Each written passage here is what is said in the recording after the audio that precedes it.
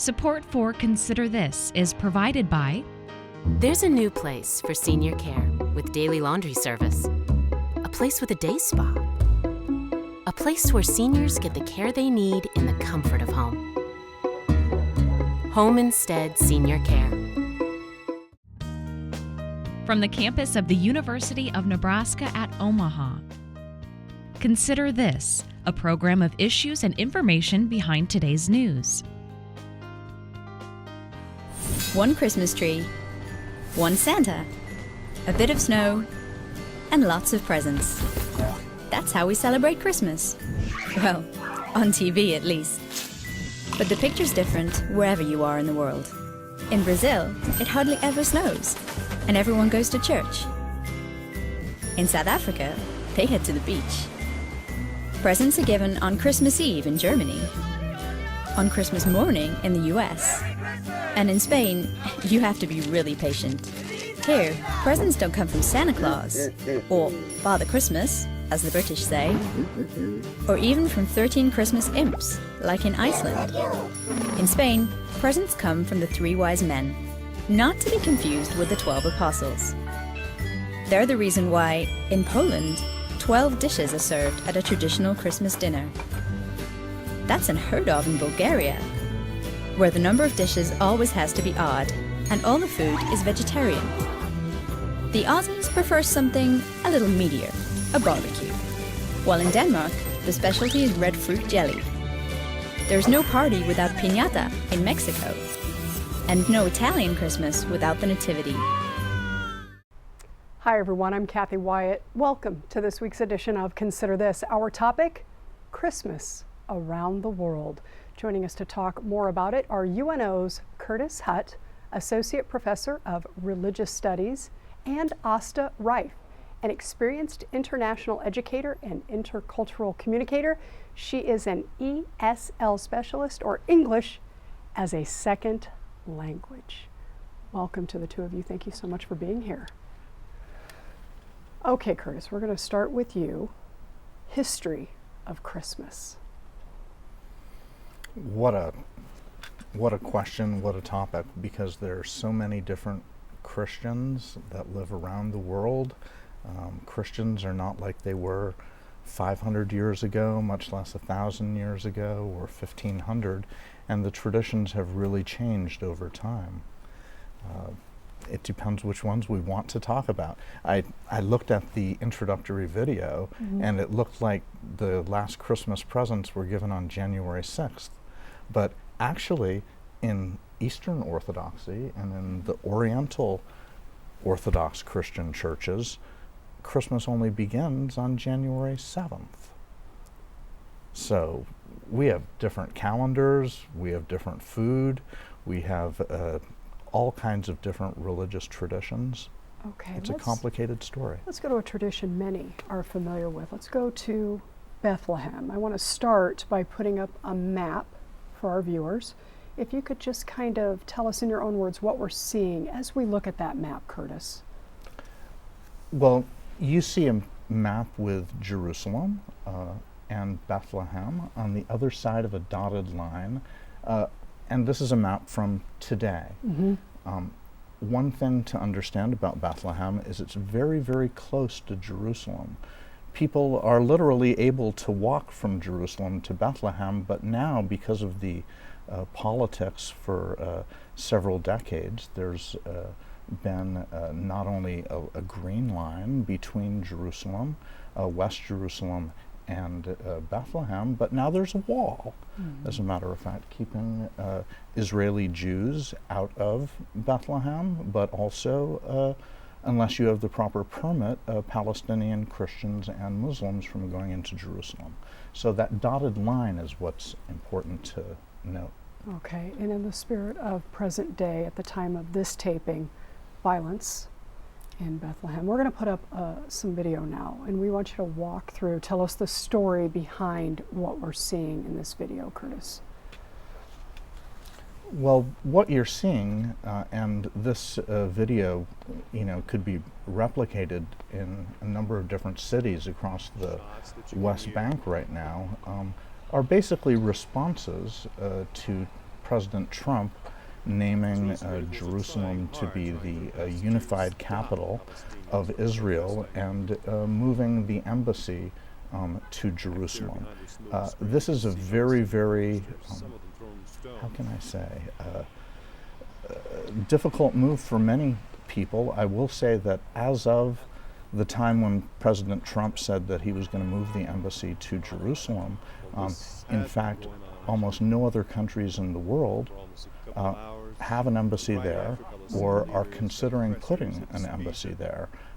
The United States government has a consul, but the embassy is in Tel Aviv. And one reason is because it was always considered the way forward for peace in Jerusalem and in between the Israelis and the Palestinians was something called a two-state solution. And the Palestinians, whether they're Muslims or they're Christians, have very strong historical ties to Jerusalem. And unless Jerusalem would be part of a package that would include a Palestinian state with East Jerusalem as its capital, it's very unlikely that there would be any two-state solution. And many people believe that President Trump has undercut several decades of diplomacy and is now presently adopting a one-state solution. Excuse me.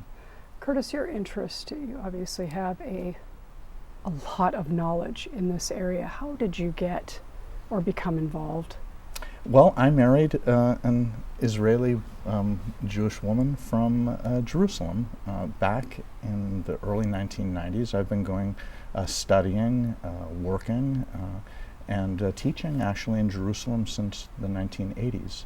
So, and I have family there. So I was back in Jerusalem at last Christmas time, and in fact went to Bethlehem, and can tell you a few stories about that. And we'd love to hear them for those of us who've not been there. Curtis, talk to us about some of the most memorable experiences, things that are really important this time of year, but year-round, to note about that. Going to Bethlehem from Jerusalem today is, for many people, a difficult trip. You have to pass through a lot of security. Some people are not allowed to go. Now there's new laws where pilgrims are not allowed to stay overnight in Bethlehem because basically it's a way of keeping Christian pilgrims in Jerusalem on the other side of the wall and not promoting Bethlehem and the Palestinian Authority which runs it. So the trip itself from Jerusalem through the wall, through the back streets, seeing Palestinian Authority soldiers doing the security, not Israelis, it's a trip to a different country in many ways, even though it's so close to Jerusalem. Once again, Bethlehem was originally a very close suburb to Jerusalem, where many Palestinians would work in Jerusalem, commute back and forth in the morning and at night. Now that's extraordinarily difficult. It has been difficult for the last several years. Wow, we do have photographs that we want to put up. Take us or talk to us about the place where Jesus was born. Well, that's the Church of the Nativity right there, and if you could think of a more a building that's played a linchpin in historical events across the last several hundred years. I was thinking before I came today how wars have been started over the possession of the keys to the building itself. Wars between Christians, of course. You can see here the entrance. There's a small little square, black square, on the center left of the photograph, and that's the door to actually get into the Church of the Nativity. It is a very small door. You have to bend down, and I think it was very easily blocked. You just slide the blocks in there, and nobody's going to get in. It was a fortification, obviously, at one point in time. So. Wow. So how do you tell the story to people when students ask you the birth of Christ? Dr. Hutt, how do you explain that to people? Well, I'm primarily a historian, and we really do not have any evidence that would count in the history department at UNO as proving that this event, actually happened. We have lots of reasons to believe that there was a figure named Jesus, but whether it happened in this specific place, it's hard to know. That church was built later. It was built, once Queen Helena came, Constantine the Great's mother, came to Jerusalem and to Bethlehem and was responsible for building many of the most ancient churches there. So there's several hundred years in between the building of that church and the event which purportedly happened there. Well, nativity's a big part, Asta, of all of that, and I understand in Lithuania Yes. as well. Tell us about that. So we know that Christmas season is starting when we start seeing the lights on the Christmas trees and the nativity scenes built outside the churches, or some of them are built inside. Actually, right now there's some sort of competition going between the churches. Who is going to build a nicer and more interesting and more authentic nativity scene, actually? Last year when I was at home visiting some of the churches, they had live animals, and you could touch them and you could play with them, little donkeys, as if you were transported to the scene of the nativity. It was beautiful. Well, and so, yes, you go back there, you say, you were born. Absolutely. So we want to put up a map, and as we do that, tell us a little bit about what's important to note before we go into you growing up there. All right. So Lithuania is this, well, I call it a tiny little country in Northern Europe, or some people say Eastern Europe, but according to official documents, we're in Northern Europe. We border the Baltic Sea, Poland, Belarus, and Latvia, and a tiny bit of Russia. A lot of people confuse us with being Russians. We're not. Lithuanians have always been very much independent. We have a language, Lithuanian language, which is not similar to any other languages but Latvian. And we belong to the Baltic family of languages. We did learn other languages as children. I learned Russian and then English later on in my life. But Lithuanians are a group of people who have been fighting for our independence for a very, very long time. We have been declared as a state for about 1,000 years. However, wars have been fought over that little piece of land on and off, on and off. And the latest victory that we have celebrated was 26 years ago, and that was our independence from Soviet Union. That's something that's very important for us all to remember. And because we live in times like these, we always think about our big neighbor, Russia, and what is going to happen in the future. So for us, our identity as Lithuanians is very important. It's very much connected to Catholicism. Lithuanians are primarily Catholics, not 100%. We have some Protestants, and hence many of the Christmas traditions come from Catholic traditions as well. Christmas traditions such as, trees or food. We haven't talked about food yet, so what's important to note about that? Well, great question. We love to eat. I love to eat, right? I'm one of these people that will try everything once and then love it. But in Lithuania, we celebrate Christmas Eve more than Christmas Day itself. And Christmas Eve is a very important time in the Christmas season, because that's the time of waiting. We're waiting for Jesus to be born. We're waiting for a lot of miracles to happen. So every Lithuanian family usually sets a table which is covered usually with a white tablecloth. Under the tablecloth, you can find a little bunch of hay, symbolizing the nativity. That's where Jesus was born, in the barn. But also hay symbolizing just the season itself. Also, as we cover the table with a white cloth, there's usually a cross on the table. We have to serve 12 dishes, symbolizing 12 apostles. And there's usually a set or plate, an empty plate for those who have gone before us. So we always remember those have gone before us. And one of the main things on the table are the wafers, the Christmas wafers. Something similar to what here you would find in the Catholic Church during the communion.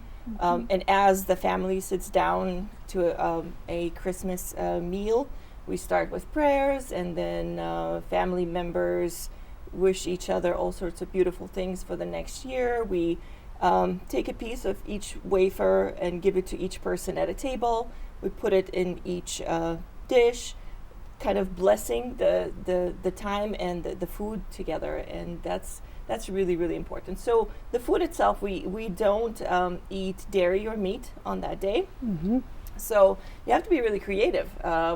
There's a lot of mushrooms, fish, herring, beets, all sorts of vegetables, winter vegetables, prepared in very different ways. An interesting dish that we have is actually made out of poppy seeds. There's a lot of poppy seeds on the table. We even extract the milk from poppy seeds to replace the milk that we cannot drink that night.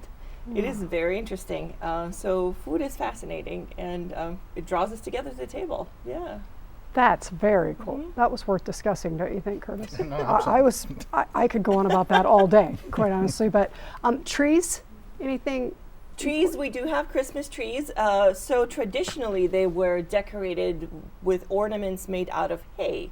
Again, because hay was easy to find, it was cheap, and also to symbolize that Jesus was born in the manger, was laying in the manger, and on the hay. But now, a lot of people actually decorate them with just regular glass ornaments or plastic ornaments. But they are everywhere, and we put them up as early as we can, but we usually prefer real Christmas trees rather than plastic ones. I'm not sure why that is, but that's what we do in Lithuania. And they're a big part of our life, yes. And if you are interested, there are a lot of beautiful Christmas trees in each center of the town, and each town has a center because we're Europeans. So each town will have a big square, and that's where the main Christmas tree will be. Some of them are live. For example, this year and last year, our capital city, Vilnius, has a Christmas tree that's just made out of metal and a lot of light bulbs, and it's just beautiful. It's easy to find, and it's a wonderful time of the year. I'm listening to her, and I want her to say something to me in her language. What can you come up with to say in your language, whether that's a short blessing or just a statement, something common that's said around the holidays? Anything. Well, I could say Merry Christmas, which would be Su Shventom Kalėdom. Isn't that cool? That's just beautiful. All right. Let's go to India. Sure. All right. So we'll put the map up. Take us to India, and as we're looking at the map, what's important to note there? Right. So I had this wonderful opportunity to live in India for 6 years. I have to say I did live in South India, which is very different from North India. Maybe a lot of people do not realize that. South India is very different because in the city where I lived, city of 7 million people, Chennai, that was the city that was the first trading post for the English, and therefore a lot of Christmas traditions come from England. Okay. The city itself is loud and wonderful and colorful all year round. It has quite a few Christians, about 10% of the population. Therefore, Christmas is widely celebrated in Chennai itself. Though I have to say, India, being a multilingual and multicultural country in itself, celebrates all holidays and all religions. Whether it would be Christian Christmas or Muslim Eid or Hanukkah, truly and honestly, families celebrate their Christmas or their festivities at home, and then they bring it out into the neighborhood. So on Christmas Day, what you would see is a lot of Christians would go to midnight mass. Then they would cook special meals the next day and share them with their neighbors. So Christmas is a very wonderful holiday that's celebrated by all sorts of believers and followers of different traditions in India. That is the beautiful thing about India, is that everyone lives in peace together and celebrates each other's holidays and appreciates the holidays. What might be interesting, a lot of people associate little lights, they're called diyas, with Hinduism. If you ever look at the picture of, let's say, a temple, you see a lot of little lights that are burning, oil lamps, and you're thinking, oh, that's something to do with Hinduism. Actually, not true. On Christmas Day, in the evening, a lot of Christians light those same diyas to symbolize the light of Christ. India is a fascinating country. Everything is mixed together, but it's also very separate, and everything is very clear. You can be yourself and carry out your tradition and your belief, and then share it with your neighbors and live beautifully. It's an absolutely amazing place. Very cool. Mhm. Okay, final stop, Albania, right? So we're going to put Right. that map up Okay. and give us kind of the big picture there. Albania, what a fascinating country. I lived there for 5.5 years. If you look at this map, of course, you can see that it's surrounded by Montenegro and Kosovo and former Yugoslavian Republic of Macedonia and Greece. So again, a lot of mixtures of cultures there. However, Albania was so closed from the world between the 1940s until 1990s that it really preserved its own culture and traditions, which, interestingly, were kind of suppressed under their dictator Hoxha for many, many years. So let's transport ourselves to about 2000s, where Hoxha is no longer there. He's not a dictator, and Albania becomes an independent country. And that's when people start rediscovering their roots. And the roots of Albania are mostly Muslim roots. However, if you look back at the map, the country is surrounded by Serbia and Macedonia and Greece, with a lot of Christian tradition, and Italy, of course, across the sea. So a lot of Christian influence as well. Albanians have a day off for Christmas. They don't have to go to work. Why? Tolerance and love for each other. So even though a lot of people would say it's a Muslim country, they are starting to celebrate their Muslim traditions, but they also accept and love traditions of other faiths. It's absolutely fascinating. Wow. Wonderful, beautiful country with wonderful people. You have been a lot of different places. So where have you been that we haven't mentioned in this program, and what would be a nice tie to our topic today? Well, I actually have been to many places. Yeah. I've traveled all over Asia and all over Europe and Eastern Europe, Northern Europe, Western Europe. I think the most beautiful thing about being able to travel and celebrate your own tradition or your own belief wherever you are in the world is realizing that you need to stay true to yourself, respect the traditions that are around you, and share them with people around you. And that's how the peace is built around the world. I would be remiss if I did not ask you, most memorable Christmas. I'd have to say Taj Mahal. We went to Taj Mahal on Christmas Day, thinking, wrongly, mind you, thinking it's a day off, it's a big holiday, and nobody will be there. But of course, I don't know why we were thinking that. It was our 3rd year in India, and I was like, I don't know. Anyways, we ended up going to Taj Mahal on Christmas Day. Thousands of people, but imagine the place, right? It's Taj Mahal. It's this mausoleum built by a Mughal king to his beautiful wife. And everybody goes there to look at this mausoleum, but next to it, there's this most amazing, beautiful mosque. And we are there on Christmas Day. On Christmas, I seek peace. I want some reflection. I want some time to just kind of go back into myself and check where am I at spiritually. So we go into this madness, crowds of people standing in line to see the mausoleum. And I see this beautiful mosque, and I retreat to the mosque, and that's where I find peace. Wow. To me, that is the most beautiful memory of all the Christmases.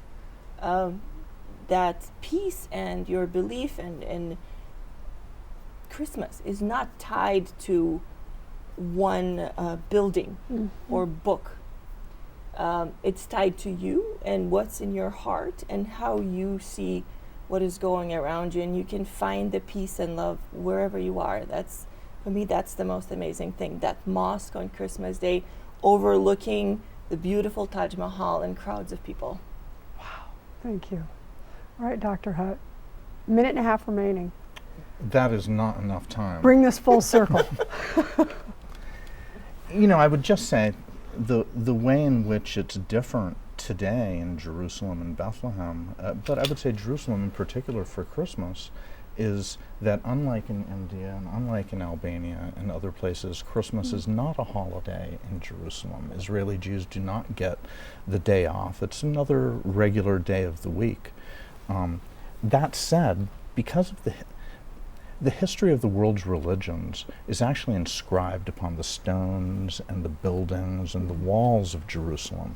And you can see hundreds and hundreds of years of history of Christian churches, whether those Christian churches are Eastern Orthodox or Oriental Orthodox or Roman Catholic or Protestant. So all of that rich diversity of Christianity that we see around the world, we can actually see in Jerusalem, and that's why Jerusalem is such it is an important city for Christians, and Bethlehem is, of course, but you know, just to close, Bethlehem is on the other side of the wall from Jerusalem.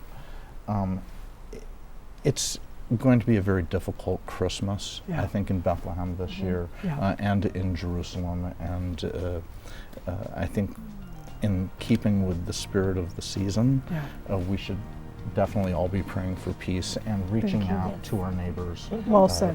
Well said. Thank you both so much for being here. We appreciate it. Thank you very much. As we close, shedding the light on this holiday season is Mallory Bart. Take a look at what the senior at UNO captured in the Omaha Metro. We will see you next week.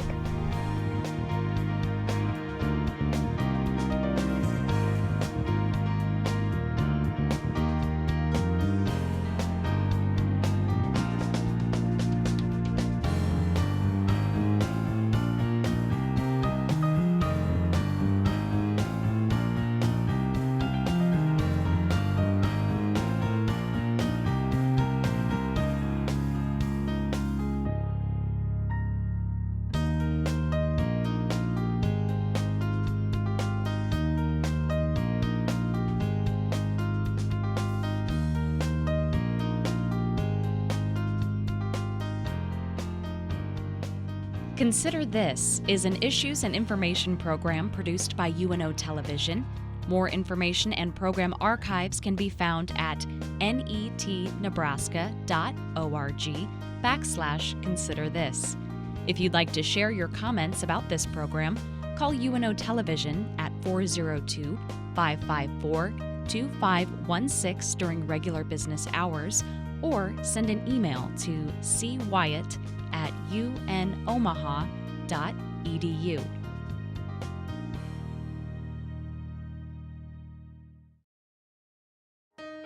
Support for Consider This is provided by There's a new place for senior care, a place with flexible meal plans and 24-hour room service. A place where seniors get the care they need in the comfort of home. Home Instead Senior Care.